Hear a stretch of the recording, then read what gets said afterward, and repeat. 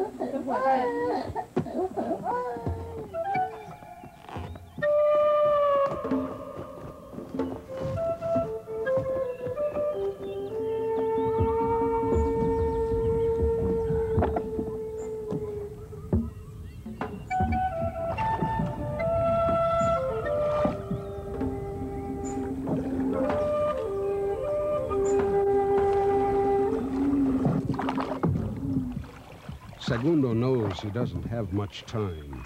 The viper snake that bit his son is widely known in the jungle as one of the most venomous.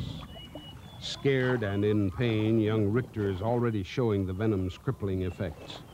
His leg is beginning to swell at the location of the bite, and the pain increases as the venom begins to diffuse into his leg muscles. Without immediate attention, the boy could lose his leg or even his life.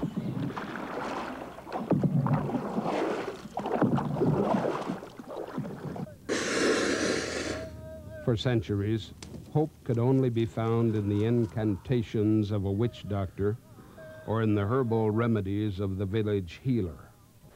Although this practice continues, superstition is giving way to modern medicine. Proper treatment is perceived as the cure, not the favor of evil spirits.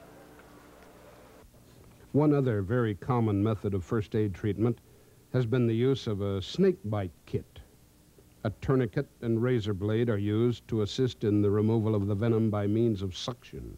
Okay, I'm going to cut you. Are you ready? Unfortunately, despite good intention, this treatment is ineffective and leaves the victim with another complication, bleeding. Scientifically, antivenin is really the only accepted treatment for poisonous snake bites. But in many remote areas, the victim dies before the antidote can be obtained or administered. Wasting no time, Segundo has brought Richter to a nearby medical center 20 minutes upriver. The health promoter recognizes the gravity of the situation, carefully cleans the wound, and administers a newly developed first aid intervention, electrical shock. The idea for this innovative first aid treatment came, as far as anyone knows, by accident. A farm journal magazine published a story about a farmer who was allergic to bee stings. One day, while working in his field, he was stung. Rushing for his medicine, he forgot about the electric fence that surrounded his field. He grabbed hold of the wire, and you know what that does. I don't know if you ever grabbed an electric fence wire. And he found out that he didn't react to the venom, to the sting. A seed was planted, and several years later, Dr. Ron Guderian was the first to begin exploring the possibility of using this treatment on venomous snake bites. Guderian's research found support from other medical professionals who were making similar observations, applying electric current to scorpion and insect bites.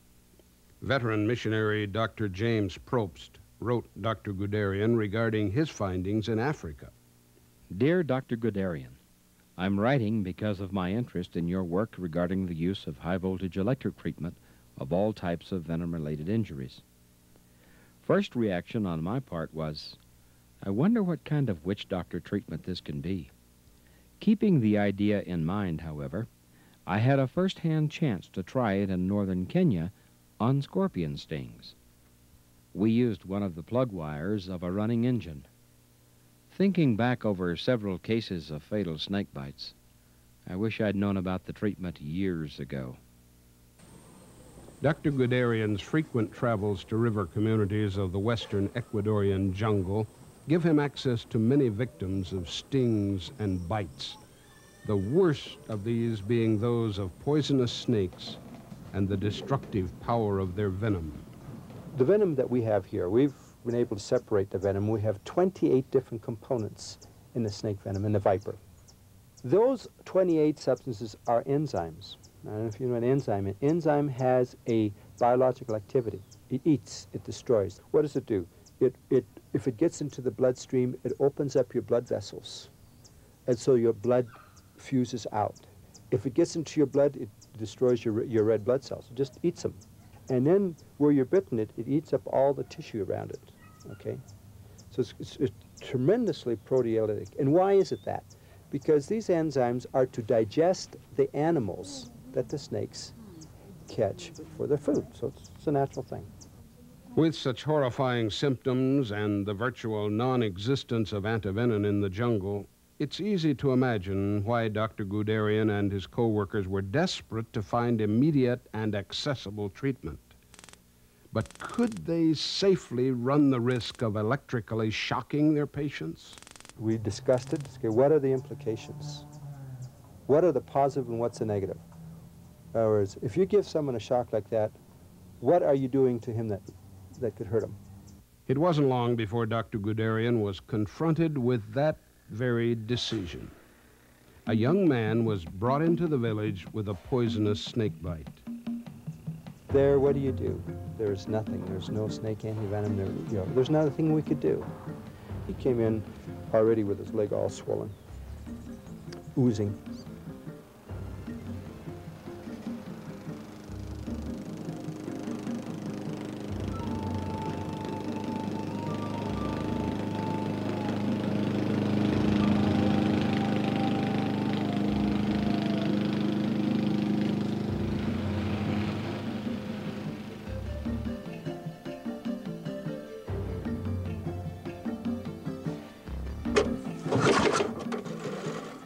And we put a wire onto the spark plug. Then we took the other end right where it was bitten, and we just had another guy pull it. So we shocked him, and we shocked him well. Next day, everyone was there wanting to see what was happening. His snake bite. No swelling, no pain, no nothing. Dr. Guderian arrived in Ecuador in 1974 to direct the clinical laboratory of Hospital Los Andes in Quito. With time, he began to focus on the development of caravans, taking health care to outlying villages. Ron and his team treated injuries and illnesses, taught preventive medicine, and pulled teeth. In those rural communities, diseases were encountered for which they had no treatment. Guderian began to study these diseases and to research ways to handle them. He focused on developing a program to control onchocerciasis, or river blindness. His efforts with this disease have resulted in a model for treatment that is now accepted by international health organizations and is being used in various parts of the world. At the same time, Dr. Guderian began to gather data on the experimental use of shock as first aid intervention. He was impressed with the need for significant research which would address the frequency and severity of snake bites in developing countries. Jean-Marc Touzé, one of the world's leading herpetologists, describes the problem of poisonous snake bites. En el Ecuador tenemos aproximadamente 200 especies de serpientes, de las cuales 30 especies potencialmente muy peligrosas para el hombre, entre Botrops, fer de lance, Lachesis, Bushmaster, y también serpiente coral, pero las que son más problemáticas son pit vipers, las serpientes que tienen fosetas térmicas que causan muchos problemas. Bueno, el hecho de estar en un país desarrollado implica desgraciadamente que al mismo tiempo estemos en un país donde hay bastantes variedades de culebras y bastantes variedades de culebras venenosas. Por ejemplo, hay mucho más culebras venenosas aquí que en países templados. Desgraciadamente los problemas inherentes a mordedura de serpientes son mucho más graves porque muchas veces no hay infraestructura médica, no hay sueros, por ejemplo, entonces los accidentes son siempre graves. A constant obstacle is the limited access to antivenom. It's costly to produce and must be refrigerated. To make this antibody, venom is milked from a live snake by placing its fangs into a jar and squeezing its head. The venom is dried and then injected into the bloodstream of horses. In developing countries, these horses are often weak and sickly, producing impotent antivenom that carries its own diseases. With all these limitations, Guderian's research began to draw attention. First, as a letter to the editor of the Lancet Medical Journal in Britain. Then an article appeared in Outdoor Life sporting magazine. Interest in the method and practice grew. People around the world began to use shock treatment on venomous stings and bites of all types. Mission agencies built or adapted various devices to produce the right kind of electrical current. Letters from all over arrived in Quito telling of successes and requesting further information. As the practice spread, skeptical snake experts and medical professionals became more vocal. Well, for this treatment to become accepted for official use around the world, very clearly there has to be studies in the laboratory first, preferably, that indicate that this works, and something that suggests why it works, some rationale for why this works. And then certainly field trials in a proper scientific fashion. Dr. John Walden, a tropical medicine specialist at Marshall School of Medicine, puts forth the challenge. I think we have to get away from anecdotal information and we have to get down to hardcore data. Does this work? Does it not work? It's as simple as that.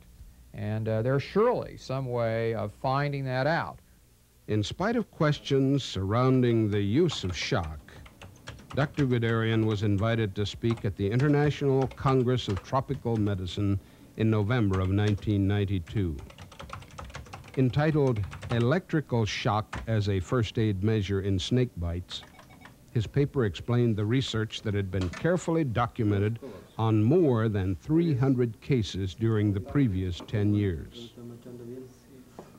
Although to date there is no conclusive evidence that electric shock detoxifies snake venom, the value of Guderian's shock treatment is manifest in other ways. Let's talk about the benefit. Let's say that doesn't do anything to destroy the activity of the snake venom. But what are the positive things? It's killing the bacteria so you don't get an abscess. You're taking away pain. It's efficient. Okay, because it's a help to the patient. But why does an electric current counteract the effects of a snake bite or bee sting? Dr. Guderian explains one theory. You